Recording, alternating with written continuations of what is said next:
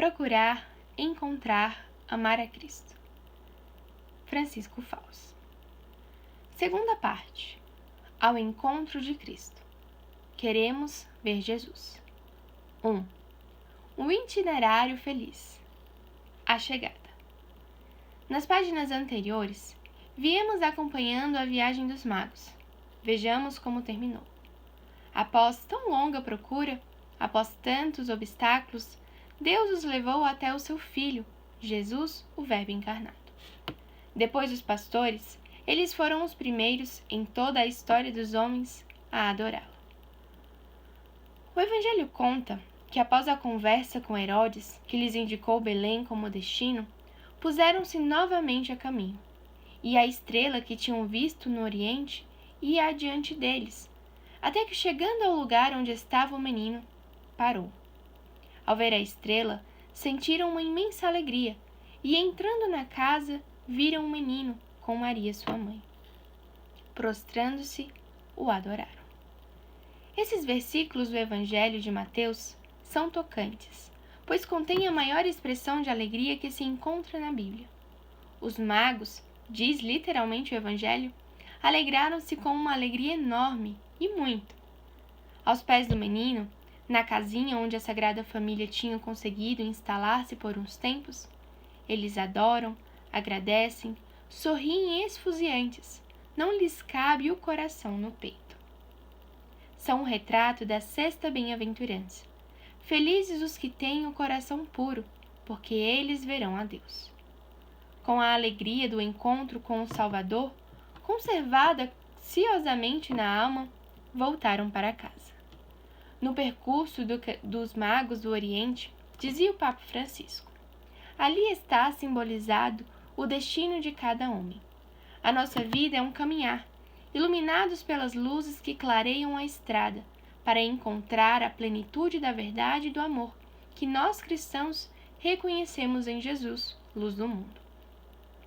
O percurso dos magos também fica sendo, assim, uma inspiração do roteiro que deveria seguir a nossa vida cristã.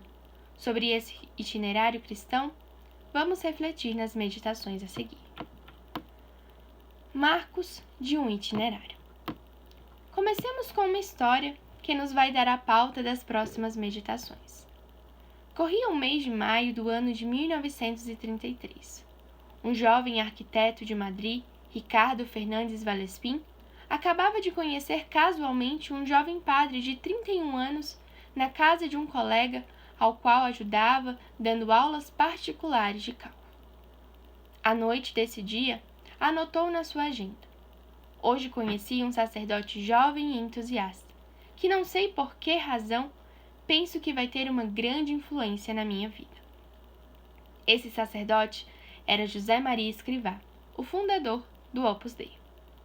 Dias depois, Ricardo foi visitar esse padre que conversou afetuosamente com ele, o ajudou na sua orientação cristã e, a pedido dele, o atendeu em confissão. Lembro-me perfeitamente, testemunhou Ricardo anos mais tarde, sendo já um sacerdote com longo histórico de vida e trabalho no Opus Dei, dizia ele de que antes da despedida, o padre se levantou, foi a uma estante, tirou um livro que estava usado por ele e escreveu na primeira página como dedicatória estas 3 frases. Madrid, 29 de maio de 1933. Que procures Cristo, que encontres Cristo, que ames a Cristo. São José Maria recolheu um núcleo desse episódio no número 382 de seu livro Caminho. Ao oferecer-te aquela história de Jesus, pus como dedicatória: que procures Cristo, que encontres Cristo, que ames a Cristo. São 3 etapas claríssimas. Tentastes, pelo menos, viver a primeira? Esses 3 marcos da vida espiritual, aos quais São José Maria acrescentava às vezes que trates a Cristo, deveriam ser vividos por nós como caminho normal de vida cristã. Os magos, que deixaremos já a partir de agora em sua viagem de retorno ao Oriente, precisaram de um enorme esforço para descobrir onde se encontrava Jesus. Nós já sabemos, ou podemos saber se queremos. Nós já sabemos onde ele está. A estrela da fé cristã nos indica claramente onde e como procurá-lo e encontrá-lo. 1. Que procures Cristo. Por que buscais entre os mortos aquele que vive? Nós sabemos onde Jesus está, acabamos de dizer. Não dissemos onde estava no tempo pretérito, mas onde está, agora. Porque não é Cristo uma figura que passou, não é uma recordação que se perde na história. Ele vive. Ao amanhecer do domingo de Páscoa, as santas mulheres foram ao sepulcro onde haviam deixado o corpo de Jesus e ficaram espantadas porque viram o túmulo aberto e vazio. E um anjo do Senhor, em vestes resplandecentes, disse-lhes: Por que buscais entre os mortos aquele que está vivo? Essa mesma indagação pode ser dirigida a nós. Por que buscais entre os mortos aquele que vive? Cristo vive. Esta é a grande verdade que enche de conteúdo a nossa fé. O cristianismo não é uma teoria bonita, nem uma doutrina sugestiva, nem a recordação de um grande mestre espiritual. É uma pessoa viva, Jesus de Nazaré. Ser cristão é, acima de tudo, ter uma relação pessoal com alguém, com Jesus. Por isso, somos mais ou menos cristãos conforme seja a nossa relação pessoal com Cristo. Quantos não se perderam em devaneios teóricos por não terem procurado conhecer, ver Jesus? E assim, ou o esqueceram, ou ficaram com uma imagem falsa. Um Jesus de perfil impreciso, uma bela figura sentimental, adaptada ao gosto do consumidor, mas vazia de conteúdo. Vale a pena ler o que escrevia São José Maria, pois é possível que seja o nosso retrato. Esse Cristo que tu vês não é Jesus. Será, quando muito, a triste imagem que podem formar teus olhos turvos. Purifica-te, clarifica o teu olhar com a humildade e a penitência. Depois, não te hão de faltar as luzes límpidas do amor. E terás uma visão perfeita. A tua imagem será realmente a sua, Ele. O mesmo santo vai nos dar uma pista para procurar com segurança o Jesus verdadeiro, e não uma ficção ou um sucedâneo dele. Não entendo, costumava dizer, como se pode viver cristamente sem sentir a necessidade de uma amizade constante com Jesus na palavra e no pão, na oração e na Eucaristia. Grave bem isso, porque é aí, na palavra e na Eucaristia, onde sempre o encontraremos. Procurar na palavra. Toda a Bíblia, toda a Sagrada Escritura, a palavra de Deus, nos encaminha para Cristo. Tendo Deus falado outrora aos nossos pais, muitas vezes e de muitas maneiras pelos profetas, diz a carta aos Hebreus, agora falou-nos nestes últimos tempos pelo Filho, resplendor da sua glória e imagem da sua substância. Comentando esse texto, São João da Cruz afirmava que Jesus, sendo o cume da revelação de Deus aos homens, é a palavra única de Deus, e outra não há. Deus tudo nos falou de uma só vez nesta única palavra, e nada mais tem a falar. Neste mesmo sentido, o teólogo medieval Hugo e São Vítor declarava: toda a Escritura constitui um único livro, e o seu título é Cristo. Tudo nela, se deixamos que o Espírito Santo nos abra os olhos, fala de um modo ou de outro de Jesus, o Messias prometido, o Salvador dos homens. Umas vezes, anuncia-o entre véus, por imagens e símbolos, outras por profecias, outras retratando de maneira espantosamente exata momentos da vida de Jesus, como faz Isaías descrevendo a paixão do Senhor muitos séculos antes de que acontecesse. Dentro da Bíblia, como é natural, o rosto de Cristo se manifesta plenamente nos 4 evangelhos. Conhecendo-os, saboreando-os, meditando e aprofundando neles, veremos Cristo e o nosso coração se inflamará. Reviveremos assim a experiência dos discípulos de Emaús. Não ardia o nosso coração dentro de nós, enquanto nos falava pelo caminho e nos explicava as Escrituras? Pergunte-se agora: como é o meu conhecimento dos Evangelhos?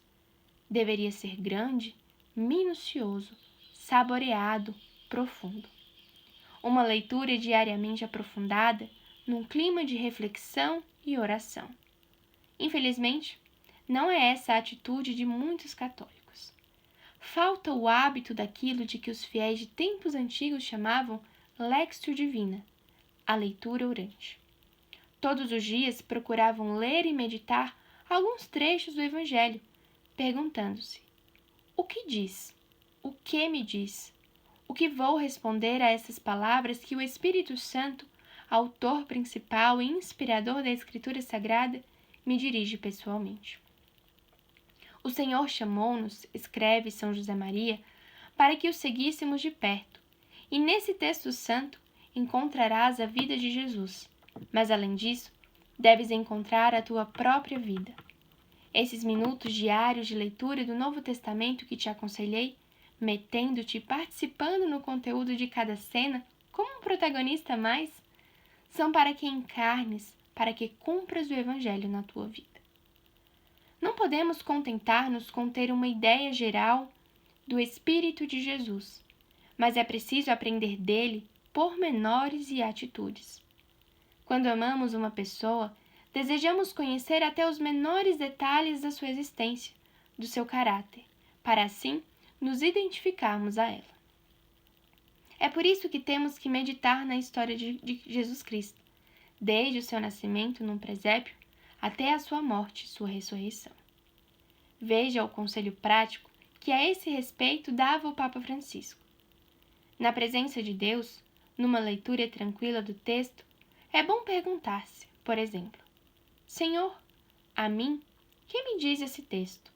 Com esta mensagem, que queres mudar na minha vida? Por que é que isto não me interessa? Ou então, de que é que eu gosto? Em que me estimula esta palavra? O que me atrai? Por que me atrai? Se fizermos isso, acabaremos olhando para o rosto de Jesus e lhe diremos como Pedro: só tu tens palavras de vida eterna. Ao mesmo tempo, essa leitura que aprende a escutar a voz de Deus é o início de um diálogo, pois suscita em nós a vontade de dar uma resposta, de praticar uma conversa que nos identifique cada vez mais com Jesus. Procurar na Eucaristia. O cristianismo, voltamos a recordar, é essencialmente uma pessoa viva. Ora, não há nenhum lugar onde possamos encontrar Cristo vivo melhor do que na Eucaristia. Gosto muito de um quadro natalino de Gentile da Fabriano que se encontra na Galeria degli Uffizi, em Florença. O menino Jesus, no colo da mãe, acaricia com a mãozinha esquerda a cava de um dos três magos, que está prostrado a seus pés. Uma cena familiar, como um netinho com um avô. Pois bem, esse Jesus amoroso, cheio de ternura, é o mesmo que encontramos, feito pão vivo, na Eucaristia. Podemos encontrá-lo assim intimamente. Quando adoramos na elevação da hóstia consagrada na missa, meu Senhor e meu Deus. Quando recebemos na Sagrada Comunhão, bem-vindo a mim, Jesus. Quando visitamos presente no sacrário, creio que estás aqui, que me vês, que me ouves. Estamos, sem dúvida, diante do maior mistério do amor de Deus, pois na Eucaristia, Jesus não só se faz presente, como atualiza o mistério pascal, cume da sua vida e sua entrega, ou seja, o mistério da sua paixão, da sua morte, da sua redenção redentoras. Se o cético Tomé ficou desvanecido ao apalpar com suas mãos as chagas de Jesus ressuscitado, pense que nós o apalpamos todas as vezes que comungamos. Na Sagrada Eucaristia, escreve São João Paulo II, está contido todo o tesouro espiritual da Igreja, isto é, o próprio Cristo, a nossa Páscoa e o pão vivo que dá aos homens a vida mediante a sua carne vivificada e vivificadora pelo Espírito Santo. A Igreja recebeu a Eucaristia de Cristo, seu Senhor, não como um dom, embora precioso entre muitos outros, mas como o dom por excelência, porque é dom dele mesmo, da sua pessoa, na humanidade sagrada e também da sua obra de salvação. Esta obra não fica circunscrita no passado, pois tudo o que Cristo é, tudo o que fez e sofreu por todos os homens, participa da eternidade divina, e assim transcende todos os tempos e em todos se torna presente. Paremos agora uns momentos para deixar o coração prorromper em propósitos, talvez unidos a lágrimas, de amar muitíssimo mais a Eucaristia, mas de amar de modo prático, com obras e de verdade. Que tristeza nos deveria produzir a lembrança do nosso frequente descaso da presença do Senhor nesse mistério. Amor com amor se paga. Nós, muitas vezes, já o pagamos com gelada indiferença. Que fazer então? Simplesmente procurá-lo com mais força e amor na Eucaristia. Primeiro, participando da Santa Missa todos os domingos e dias de preceito, e, sendo possível, aumentando a assistência até chegar à participação diária ou quase diária. Em segundo lugar, decidindo-nos a comungar com maior frequência possível, sempre que tenhamos as devidas disposições, e confessando-nos antes, se alguma falta de mais entidade nos impede de comungar. E ainda, dispondo-nos a visitá-lo, se possível diariamente, no sacrário, mesmo que só possamos permanecer junto dele, no silêncio de uma igreja ou capela, por uns poucos minutos. A respeito da visita ao Santíssimo, São João Paulo II abria sua alma com palavras tocantes. É bom demorar-se com ele, e, inclinado sobre o seu peito, como o discípulo predileto, deixar-se tocar pelo amor infinito do seu coração. Se atualmente o cristianismo se deve caracterizar sobretudo pela arte da oração, como não sentir de novo a necessidade de permanecer longamente em diálogo espiritual, adoração silenciosa, atitude de amor diante de Cristo presente no Santíssimo Sacramento? Quantas vezes, meus queridos irmãos e irmãs, fiz esta experiência, recebendo dela força, consolação, apoio. A Eucaristia é um tesouro inestimável. Não só a sua celebração, mas também o permanecer diante dela fora da missa, permite-nos beber na própria fonte da graça. Uma comunidade cristã que queira contemplar melhor o rosto de Cristo não pode deixar de desenvolver também este aspecto do culto eucarístico, no qual perduram e se multiplicam os frutos da comunhão do corpo e sangue do Senhor. 3. Que encontres Cristo. Um oceano sem fundo. São Paulo, na carta aos Efésios, usa uma expressão muito sugestiva. Fala de que a mim, o menor de todos os cristãos, coube-me a graça de anunciar entre os pagãos as insondáveis riquezas de Cristo. Ele tem consciência de que o mistério de Cristo é como um oceano sem fundo, insondável, onde por mais que se penetre, nunca se chega ao fim. Confesso-lhe que me produz tristeza e mal-estar ouvir alguém que, quando lhe sugiro que leia diariamente o Evangelho, me responde: os Evangelhos? Eu já li. É como um soco, não no estômago, mas no coração. Como é possível? Uma pessoa pode viver 100 anos, meditando cada dia atentamente o Evangelho, e pode ainda dar-se conta de que não captou senão uma pequena parte dos tesouros que nele se encerram. Alegra-te pelo que entendeste, dizia Santo Efrém o Sírio, e não te entristeças pelo que ainda fica por compreender. O sedento alegra-se quando bebe, e não se entristece porque não podes esgotar a fonte. Quando voltares a ter sede, poderás de novo beber dela. O que por tua fraqueza não conseguistes captar em um determinado momento, poderás captá-lo em outra ocasião, se perseverares. Por isso, o cristão que diz, já li o Evangelho, já o conheço, pode estar certo de que ainda não encontrou Cristo. Adquiriu, quando muito, uma informação superficial e fragmentária, mas não encontrou Jesus. São João da Cruz nos incentiva com uma comparação muito bela. Assim, há muito que aprofundar em Cristo, sendo Ele qual abundante mina com muitas cavidades cheias de ricos veios, e por mais que se cave, nunca se chega ao termo, nem se acaba de esgotar. Ao contrário, se vai achando em cada cavidade novos veios de novas riquezas, aqui e ali, conforme testemunha São Paulo quando disse do mesmo Cristo: em Cristo estão escondidos todos os tesouros de sabedoria e ciência. Na sua primeira encíclica, A Alegria do Evangelho, o Papa Francisco ilustrava este mesmo pensamento. Cristo é a boa nova de valor eterno, mesmo sendo o mesmo ontem, hoje e pelos séculos. Mas a sua riqueza e a sua beleza são inesgotáveis. Ele é sempre jovem e fonte de constante novidade. A Igreja não cessa de se maravilhar com a profundidade de riqueza, de sabedoria e de ciência de Deus.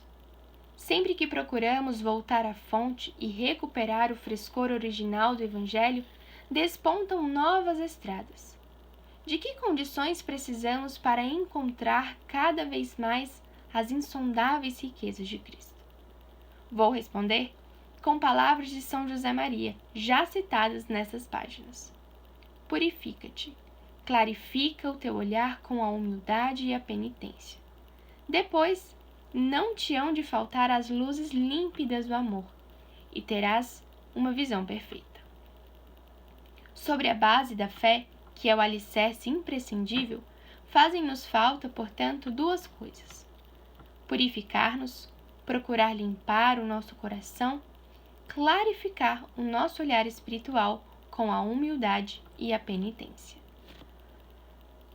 Purificar as manchas do coração. Você já se viu nesses espelhos dos parques de diversões que desfiguram a imagem, alongando-a, alargando-a, entortando-a? O nosso coração é como um espelho. Se está estragado, as imagens da realidade, também a imagem de Cristo, refletem-se nele deformadas. Os olhos veem pelo coração, dizia o Padre Vieira. A experiência nos faz perceber que se o nosso coração é orgulhoso, não somos objetivos. Vemos antes de mais os defeitos dos outros, os que os rebaixam, e não valorizamos as suas qualidades, e se o nosso coração está lambuzado de sensualidade, só vemos carne consumível onde Deus vê filhos e filhas. Se o nosso coração é preguiçoso, agiganta as dificuldades para justificar o descumprimento dos deveres. Se o coração é tomado por vícios e hábitos egoístas, a doutrina moral se vê como uma opressão. Essas deformações, nossos vícios e pecados, deturpam o nosso conhecimento de Cristo e nos impedem de encontrá-lo. O coração deste povo se endureceu, dizia Jesus citando Isaías. Taparam seus ouvidos e fecharam os seus olhos. Jesus fala com tristeza dos corações manchados. Todo aquele que comete o pecado é escravo do pecado. Está amarrado, acorrentado a si mesmo e ao inimigo. Enquanto não reconhecemos humildemente as nossas infidelidades e não nos esforçamos com a ajuda da graça para purificar o nosso coração, ficamos como prisioneiros numa masmorra escura. O coração se purifica, líamos acima, com a humildade e a penitência. Primeiro, com o humilde reconhecimento das nossas faltas, especialmente das que mais nos cegam, quer dizer, daquelas a que estamos mais apegados e menos dispostos a mudar. É difícil? Sim. Mas todos podemos viver a experiência feliz do publicano que, batendo no peito, num canto do templo suplicava: ó Deus, tem piedade de mim que sou pecador. E o Senhor o acolheu, e ele voltou para casa justificado. Todos somos convidados a receber de Deus o abraço do perdão e a chuva de beijos e dons que o filho pródigo recebeu do Pai quando voltou arrependido para casa. Pai, pequei contra o céu e contra ti. E o Pai, façamos uma festa, porque este meu filho estava morto e reviveu. Tinha se perdido e foi achado. Para alcançarmos essa jubilosa experiência, o melhor caminho é habituar-nos a fazer todas as noites um exame de consciência sobre o dia que passou e, depois de agradecer as coisas boas do dia, pedir sinceramente perdão a Deus pelas faltas cometidas e formular um propósito concreto de lutar contra elas com a ajuda da graça. Adquirir, se ainda não o temos, o costume da confissão individual frequente, bem preparada, contrita e sincera. Então, nossos olhos ficarão sempre fixos no Senhor e veremos Jesus com uma luz nova. A penitência é a resposta do amor arrependido ao amor de Deus ofendido. É um amor nosso que não fica só pedindo perdão, mas procura reparar os erros cometidos. Clarificar o olhar do coração. Cristo não se esgota com um ou com 100 olhares superficiais. Já comentamos isso antes. Detenhamo-nos agora a pensar um pouco mais na aventura de quem adentra constantemente no mar de luz que é Cristo. Com o olhar interior purificado pela humildade e a penitência, Jesus faz brilhar a sua luz em nossos corações e nos leva ao encantamento de descobrir facetas sempre novas do esplendor de Deus, que se reflete na face de Cristo. É uma experiência feliz que São Paulo viveu. É claro que, para facilitar isso, além do hábito de meditar a Sagrada Escritura, precisamos adquirir o hábito da leitura espiritual cristã, se possível diária. Quem quer mesmo acha tempo para isso, pedindo assim a orientação oportuna para escolher as obras formativas mais úteis para nós em cada situação da vida. Há muitas leituras e muito boas. Sempre podemos ler algum livro que nos ajude. Aprofundar também nas raízes doutrinais da fé com o estudo frequente do Catecismo da Igreja Católica, bem como dos principais documentos do magistério da Igreja e de bons textos de doutrina segura sobre questões de atualidade. Em suma, precisamos melhorar muito a nossa cultura católica. Sabe qual é o sinal mais claro de que o coração se vai clarificando?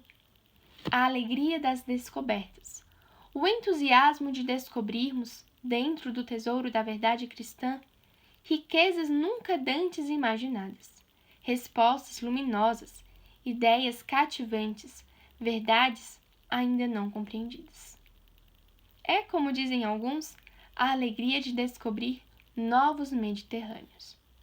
Essa expressão é comum entre países da Europa, para os quais o mar Mediterrâneo é milenarmente conhecido como navegado e desfrutado.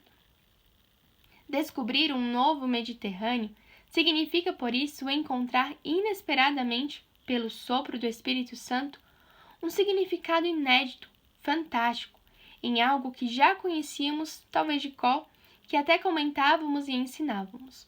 Um novo Mediterrâneo no velho mar Mediterrâneo. É o Espírito Santo quem leva as almas fiéis a desfrutarem dessas descobertas. Assim aconteceu muitas vezes, por exemplo, com São José Maria, que recebia a graça e ali tirava água fresca espiritual de poços que pareciam já exauridos. Procurar as pérolas escondidas. Para sermos descobridores de novos Mediterrâneos, temos que pedir a Deus o espírito daquele mercador que procurava boas pérolas e que não parou até achar uma pérola tão valiosa que, para comprá-la, não hesitou em vender tudo o que tinha. Tomara que Deus nos ajude a encontrar muitas dessas pérolas dentro do mar da fé, da doutrina, da liturgia, das devoções, da vida cristã. Às vezes, me passa pela cabeça que estamos vivendo uns tempos em que as pérolas de que temos mais urgente necessidade são aquelas a que os filósofos chamavam, desde tempos antigos, os transcendentais do ser. Sabe quais são? Quer dizer, a unidade, a verdade, a bondade e a beleza. Esses transcendentais formam em Deus uma unidade simples, que funde as 4 pérolas no próprio ser de Deus. Nós temos que começar dando-nos conta de que os 4 transcendentais correspondem às necessidades mais profundas do nosso ser, às nostalgias íntimas que a maioria ignora, mas cuja ausência é a causa profunda do nosso sofrer. Que sede de unidade temos nós neste mundo dilacerado, esmigalhado, como um caleidoscópio onde não parece haver nada fixo. Muitos, como diria Mário de Andrade, são 300 e não uma só pessoa. Ou seja, não são uma personalidade única, coerente, harmônica, mas pretendem soldar o insondável. A verdade com a mentira ou com 300 mentiras. O egoísmo doentio com compensações fugazes de amor inconsistente. A solidariedade e bem-estar da humanidade com as injustiças pessoais e a indiferença em relação aos mais próximos na família e no trabalho. O amor à natureza com a abolição da natureza humana. Que nostalgia profunda da verdade! De uma verdade que não mude de cor nem de direção a cada 5 minutos, conforme o arbítrio de cada um. De uma verdade com maiúscula, que como a estrela dos magos, às vezes pode se ocultar e tornar difícil, mas que nunca vira no seu contrário. Nem se desmente, nem reduz o seu conteúdo, mas antes permanece fiel a si mesma e brilha como um astro inapagável, capaz de orientar a vida com a segurança de Deus. Na missa do início do conclave, que o elegeria Papa, o cardeal Ratzinger fazia eco à exortação de São Paulo aos cristãos de Éfeso, quando lhes pedia que não andassem batidos pelas ondas e levados ao sabor de qualquer vento de doutrina. Uma descrição muito atual, dizia Ratzinger: quantos ventos de doutrina conhecemos nestes últimos decênios? Quantas correntes ideológicas, quantos modos de pensamento. A pequena barca do pensamento de muitos cristãos foi não raro agitada por essas ondas, lançada de um extremo ao outro. O relativismo, isto é, o deixar-se levar ao sabor de qualquer vento de doutrina, aparece como a única atitude à altura dos tempos atuais. Vai se constituindo uma ditadura do relativismo que não reconhece nada como definitivo e que usa como critério último apenas o próprio eu e os seus apetites. Nós, pelo contrário, temos um outro critério, o Filho de Deus, que nos dá o critério para discernir entre o que é o verdadeiro e o que é o falso, entre o engano e a verdade. Que nostalgia também, meu Deus, da bondade, que assinala sem erro a diferença entre o bem e o mal. Nenhum homem, escrevia São João Paulo II, pode esquivar-se às perguntas fundamentais. Que devo fazer? Como discernir o bem do mal? A resposta somente é possível graças ao esplendor da verdade que brilha no íntimo do espírito humano, como atesta o salmista. Muitos dizem: quem nos fará ver o bem? Fazei brilhar sobre nós, Senhor, a luz da vossa face. A luz da face de Deus resplandece em toda a sua beleza no rosto de Jesus Cristo, imagem do Deus invisível. Resplendor da sua glória, cheio de graça e de verdade. Ele é o caminho, a verdade e a vida. Por isso, a resposta decisiva a cada interrogação do homem e particularmente às suas questões religiosas e morais é dada por Jesus Cristo. Mais ainda, é o próprio Jesus Cristo. Por fim, temos uma imensa sede da autêntica beleza, sinal de Deus, suprema beleza. O Papa Bento XVI insistiu muitas vezes em que a via da beleza é um dos mais excelentes caminhos que temos para chegar a Deus. A nossa alma tem sede do Deus vivo, anseio de contemplar o rosto de Deus, de ver Cristo, o mais belo dentre os filhos dos homens.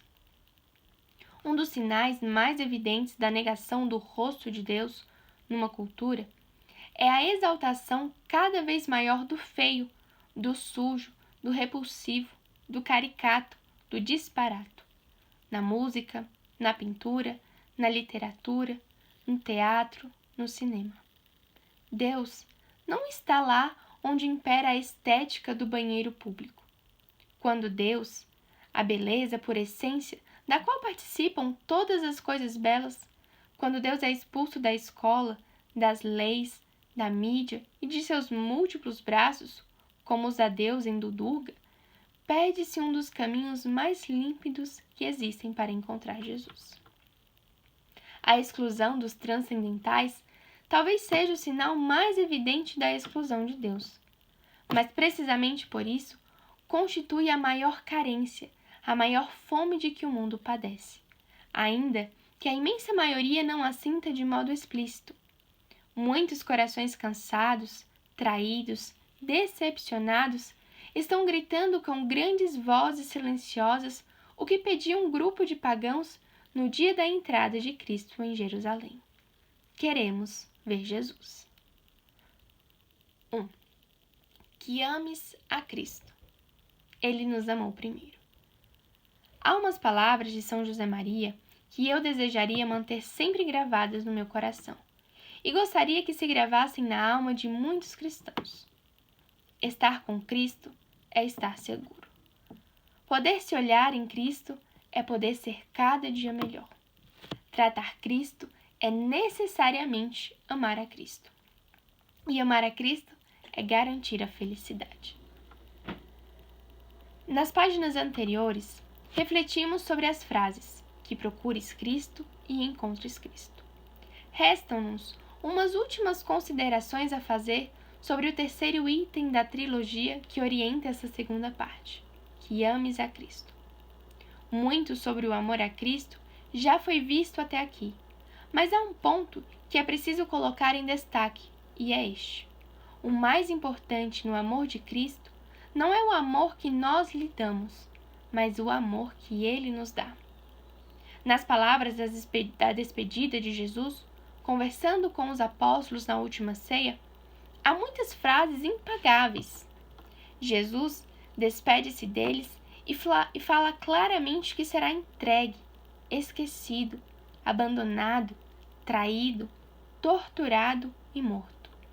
Mas, em vez de se queixar, desdobra-se em manifestações de afeto e de ânimo. Creio que lhe dou um conselho muito bom se lhe sugiro que leia e medite com frequência os capítulos 13 a 17 do Evangelho de São João. Uma dessas frases impagáveis é a seguinte: como o Pai me ama, assim também eu vos amo. Permanecei no meu amor. Você se dá conta do que ele nos diz aqui? Antes de exigir-nos nada, pede-nos que permaneçamos na convicção, no calor, na gratidão, na certeza de seu amor por nós.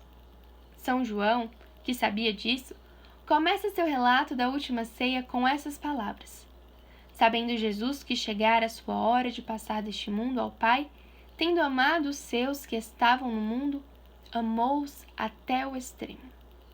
Até que extremo? Jesus o explica. Ninguém tem maior amor do que aquele que dá a sua vida por seus amigos. Dá-nos a sua vida é a vida dada na cruz. Dá por você e por mim, fracos como os apóstolos, cheios de covardias e traições, como eles.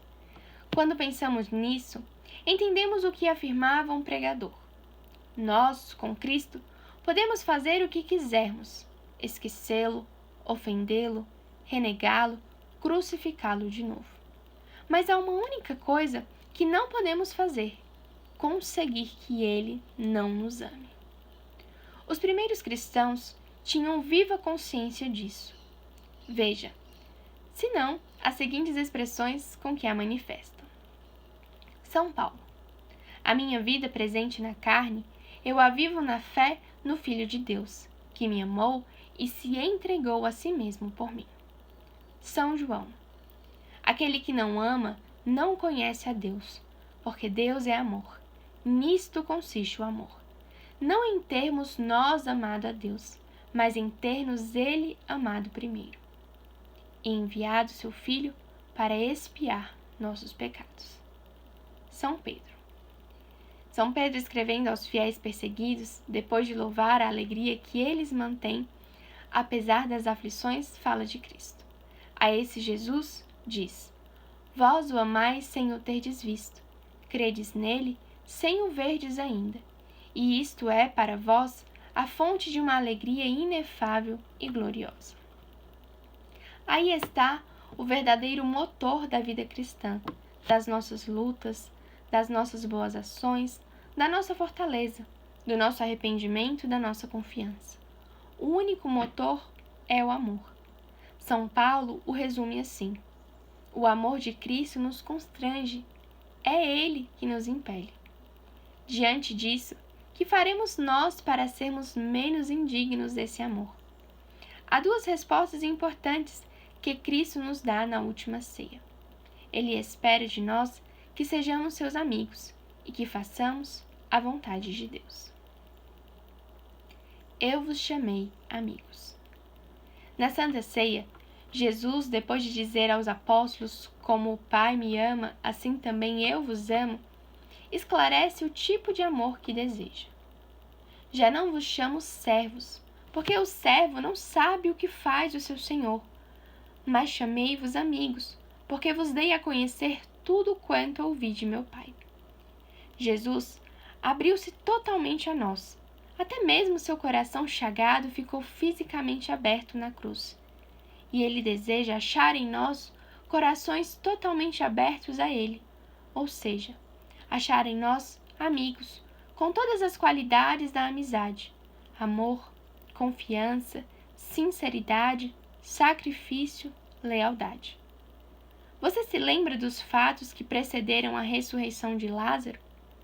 Lázaro, Marta e Maria eram 3 irmãos da cidadezinha de Betânia, próxima de Jerusalém, em cuja casa Jesus se hospedava habitualmente quando subia à Cidade Santa.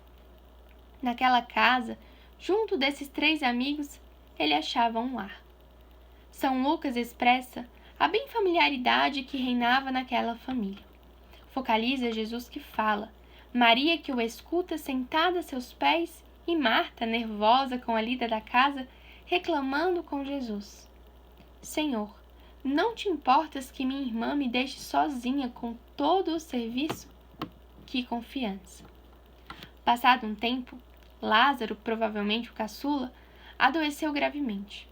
Imediatamente as irmãs enviaram um mensageiro a Jesus, que se achava longe dali, com o seguinte recado: diziam: Senhor, aquele que tu amas está doente.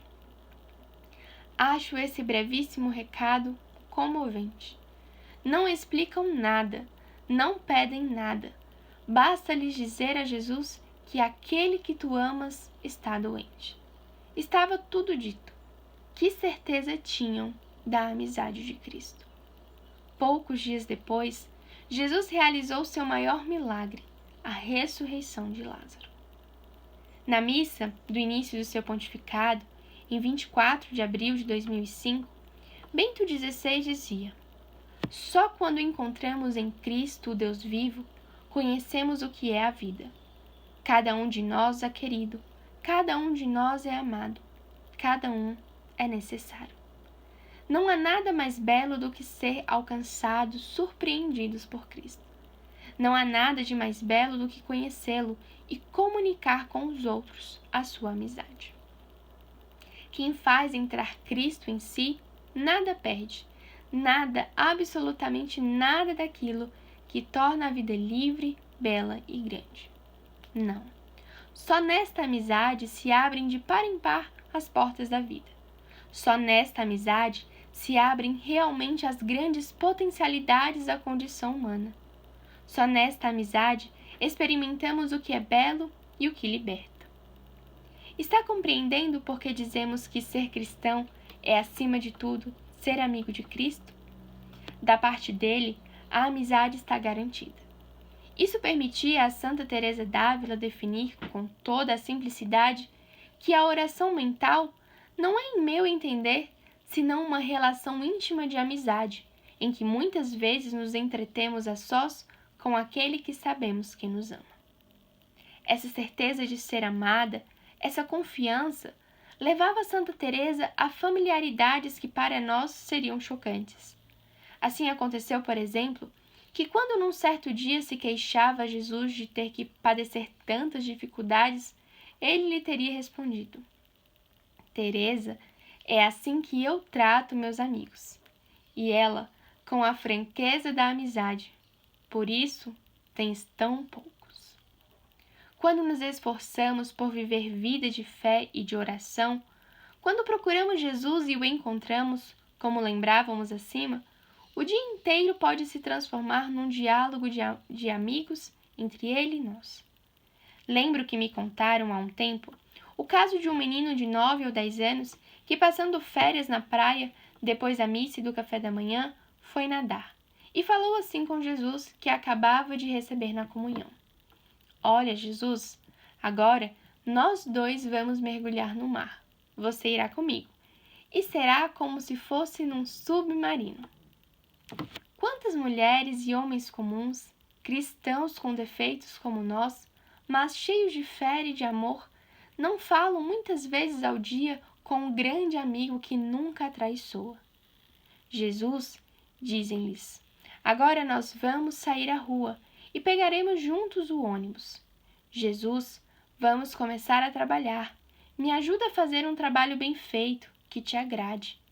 Jesus, ajuda essa pobre menina que está sofrendo com a doença da mãe.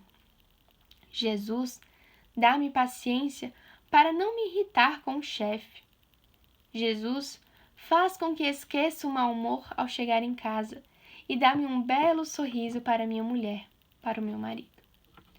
Quando você estiver confuso, quando duvidar da providência de Deus, quando se sentir incapaz de vencer as tentações, quando reclamar de que ser cristão é só questão de imposições e obrigações, lembre-se dessas palavras.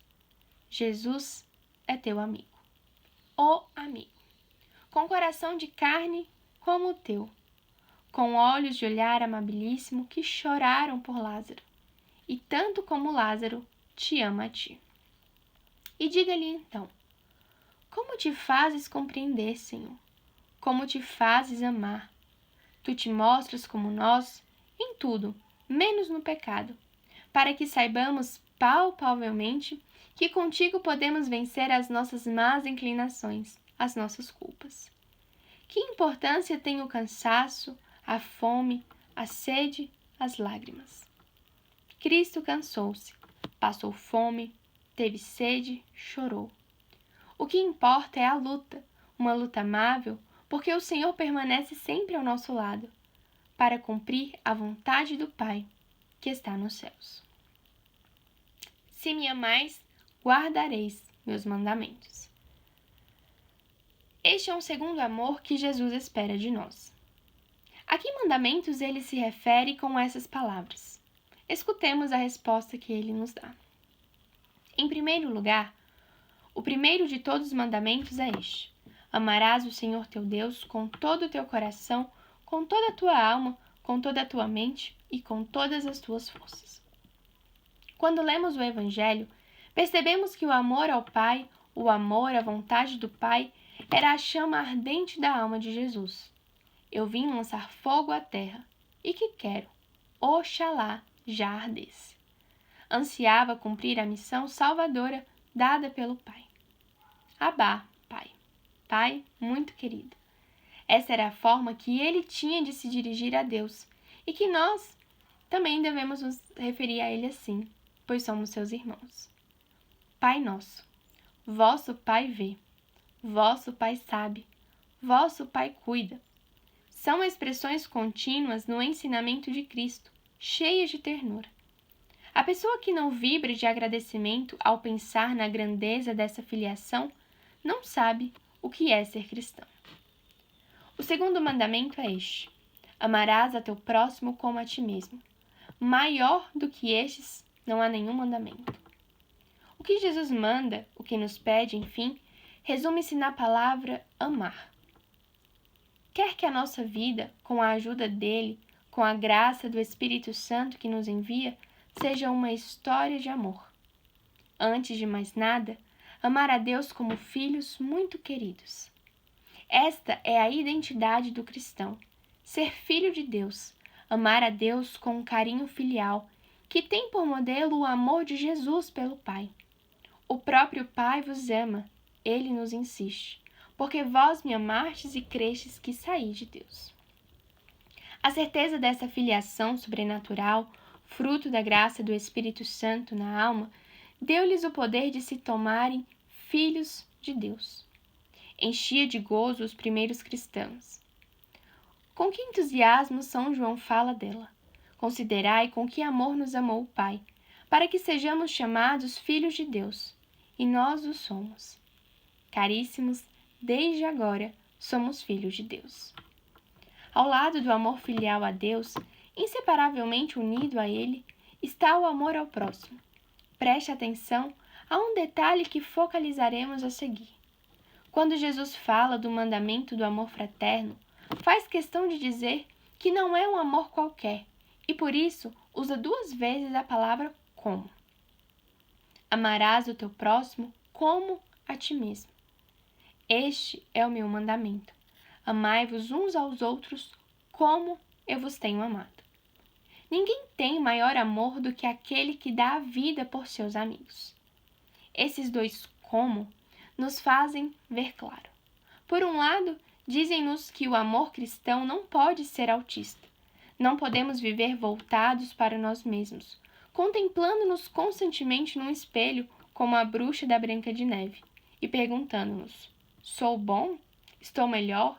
Estou satisfeito? Estou realizado? Sou feliz? Tenho sucesso? Para o cristão, vencer o egoísmo, viver voltado generosamente para os outros, é tão fundamental que o apóstolo São João não hesita em escrever: se alguém disser, eu amo a Deus, mas odeia seu irmão, é mentiroso. Porque aquele que não ama seu irmão, a quem vê, é incapaz de amar a Deus a quem não vê. O que é amar o próximo? Medite a parábola do bom samaritano. Olhe atentamente para a vida de Jesus.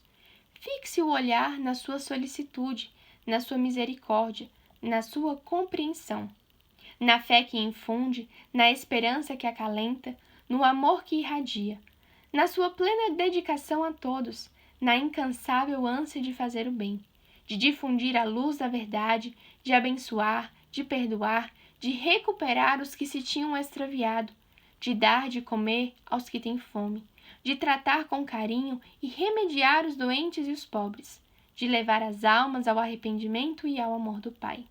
Enfim, de ser o servidor de todos e dar a vida pela salvação de muitos. Jamais se esqueça disso. Ao meditar, ao orar, ao comungar, olhe para Jesus nos olhos e peça-lhe a graça de compreendê-lo e de imitá-lo. As palavras que vos tenho falado são espírito e são vida. Eu sou o caminho. Entende por que Cristo nos pede que vos ameis como eu vos tenho amado? Levantai os vossos olhos. Nos começos da vida pública de Jesus, há uma passagem que não nos pode deixar indiferentes. São Mateus narra que Jesus percorria todas as cidades e aldeias. Ensinava nas sinagogas, pregando o evangelho do reino e curando todo o mal e enfermidade. A seguir, revela quais eram os sentimentos de Cristo naquela sua incansável dedicação a todos. Vendo a multidão, ficou tomado de compaixão, porque estava enfraquecida e abatida como ovelha sem pastor. Disse então a seus discípulos: a messe é grande, mas os operários são poucos.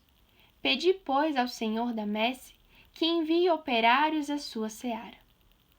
Doía a Jesus no coração contemplar tanto abandono, tanta dor, tanta carência, tantos sofrimentos físicos, doença, violência, miséria, pobreza, bem como morais, ignorância, descrença, infidelidade, engano, manipulação. E por isso ansiava por discípulos contagiados pelo fogo do seu amor, que percebessem que essa situação do mundo os interpela, os chama a dar e a dar-se, sobretudo a dar-se, incansavelmente e decididos a serem outros Cristos para os demais. Jesus mostra esses mesmos sentimentos do coração após a conversa com a mulher samaritana. Sentado junto do poço de Sicar, ele fica sozinho. Os apóstolos tinham ido comprar mantimentos e, ao voltarem, encontram-no ensimesmado, absorvido em seus pensamentos. Mestre, come, dizem-lhe. E ele responde: Eu tenho um alimento que vós não conheceis. Meu alimento é fazer a vontade daquele que me enviou e completar a sua obra. Logo a seguir, ergue a cabeça e percorre com o olhar as terras de lavoura que tem ao seu redor. Abre, então, o coração e convida os discípulos. Levantai os vossos olhos e vede os campos, que já estão branquejando para a ceifa. Há no mundo uma imensa colheita pronta e à espera, mas que se pode perder pelas nossas omissões.